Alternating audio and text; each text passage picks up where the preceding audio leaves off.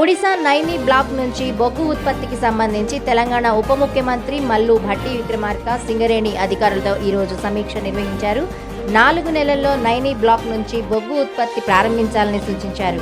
Naini black బొగ్గు తవ్వకాల నేపథ్యంలో ఇక్కడి నిర్వాసితులకు ఉపాధి కల్పించాల్సి ఉందన్నారు. నిర్వాసితులకు R&R ప్యాకేజీ ఇవ్వాలన్నారు. రైతులకు ఇచ్చిన మాట ప్రకారం 2 లక్షల వరకు రుణమాఫీ చేస్తామని, ఇది రేపటి నుంచి అమలవుతుందని మంత్రి పొన్నం ప్రభాకర్ అన్నారు. 2 లక్షల రుణమాఫీ అమలవడం పెద్ద సాహసోపేత నిర్ణయమన్నారు. ఈ రుణమాఫీతో రైతన్నల ఆర్థిక ఇబ్బందులు తొలగిపోవాలనేది కాంగ్రెస్ ప్రభుత్వం ఉద్దేశమన్నారు. ఈ సందర్భంగా ఆయన రాష్ట్ర ప్రజలకు తొలి ఏకాదశి శుభాకాంక్షలు కూడా తెలిపారు.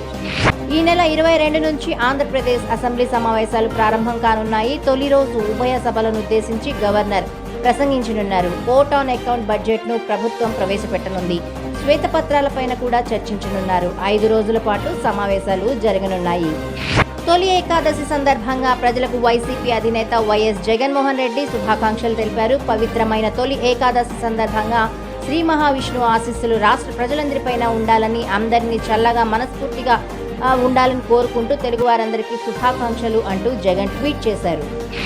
వీధి కుక్కల దాడిలో హైదరాబాద్ జవహర్ నగర్లో 2 ఏళ్ల బాలుడు విహాన్ మృతి చెందడంపై సీఎం రేవంత్ రెడ్డి ఆవేదన వ్యక్తం చేశారు.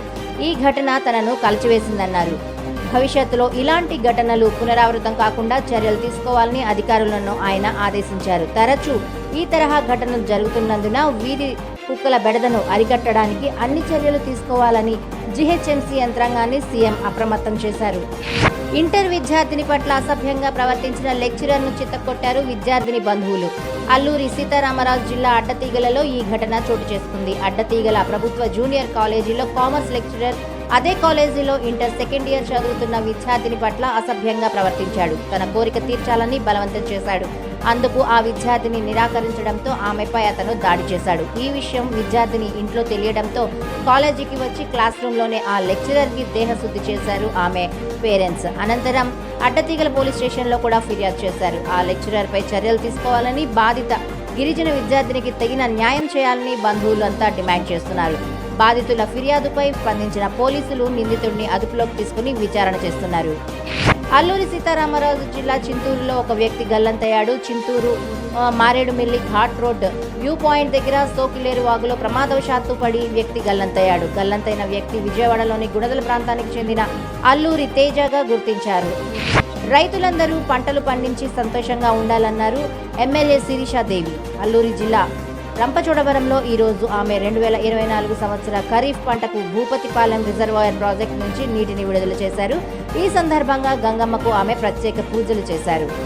అనకాపల్లి జిల్లా అచ్యుతాపురం సేజ్లోని వసంత కెమికల్స్ కంపెనీలో ప్రమాదం చోటు చేసుకుంది. రిస్కీ రియాక్టర్ పేలడంతో ప్రమాదం సంభవించింది. కంపెనీలో భారీ మంటలు రావడంతో కార్మికులు, ఎంప్లాయీస్ ప్రాణభయంతో పరుగులు తీశారు. అయితే ఈ ప్రమాదంలో ఒకరు మృతి చెందగా పలువురు గాయపడ్డారు. దీంతో మృతుడి కుటుంబానికి ప్రభుత్వం 30 లక్షల ఎక్స్గ్రేషియాని ప్రకటించింది. క్షతగాత్రులకు మెరుగైన వైద్యం అందించాలని హోంమంత్రి వంగల్పూడి అనిత అధికారులను ఆదేశించారు. నారాయణాద్రి విశాఖ చెన్నై ఎక్స్ప్రెస్ రైళ్లు ఎల్లుండి నుంచి మిర్యాలగూడ, నడికుడి, పిడుగురాళ్ల రైల్వే స్టేషన్లో ఆగకుండా వెళ్లనున్నాయి.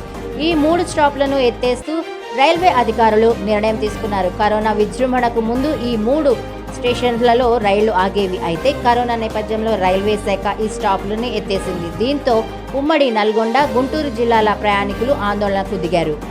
మాజీ ముఖ్యమంత్రి కేసీఆర్ నేతృత్వంలో బీఆర్ఎస్ పార్టీ బీజేపీలో విలీనం కాబోతోందని, ఇందుకోసం ఢిల్లీలో చర్చలు జరుగుతున్నాయని వస్తున్న వార్తలపై MIM chief Hyderabad MP Asaduddin Owaisi స్పందించారు. ఈ విషయం గురించి తనకు కూడా పూర్తిగా తెలియదని, పత్రికల్లో వార్తలు మాత్రమే చదివానని చెప్పారు. విలీనం వార్తలపై కేసీఆర్ స్పష్టత ఇవ్వాలని కోరారు. తెలంగాణలో రానున్న 3-4 రోజుల్లో భారీ నుంచి అతి భారీ వర్షాలు పడే అవకాశం ఉందని వాతావరణ శాఖ తెలిపింది. బుధవారం భారీగా, గురువారం నుంచి 3 రోజుల పాటు అతి భారీగా వర్షాలు కురిసే అవకాశం ఉందంటూ పలు జిల్లాలకు ఆరెంజ్ అలర్ట్ కూడా జారీ చేసింది.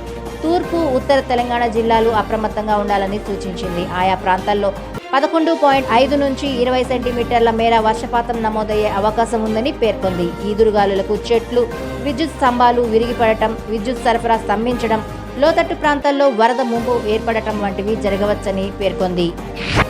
సిబిఐ కేసులో కేజ్రీవాల్ దాఖలు చేసిన బెయిల్ పిటిషన్పై ఢిల్లీ హైకోర్టు ఇవాళ విచారించింది. ఈ సందర్భంగా కేజ్రీవాల్ తరపున ప్రముఖ న్యాయవాది అభిషేక్ సింఘ్వి బలంగా వాదనలు వినిపించారు. కేజ్రీవాల్కు ఈడీ కేసులో ట్రయల్ కోర్టు బెయిల్ ఇచ్చిన తర్వాతే సిబిఐ ఆయన్ను అరెస్ట్ చేసింది. అప్పటిదాకా సిబిఐ కనీసం కేజ్రీవాల్ని లిక్కర్ కేసులో విచారించనే లేదు.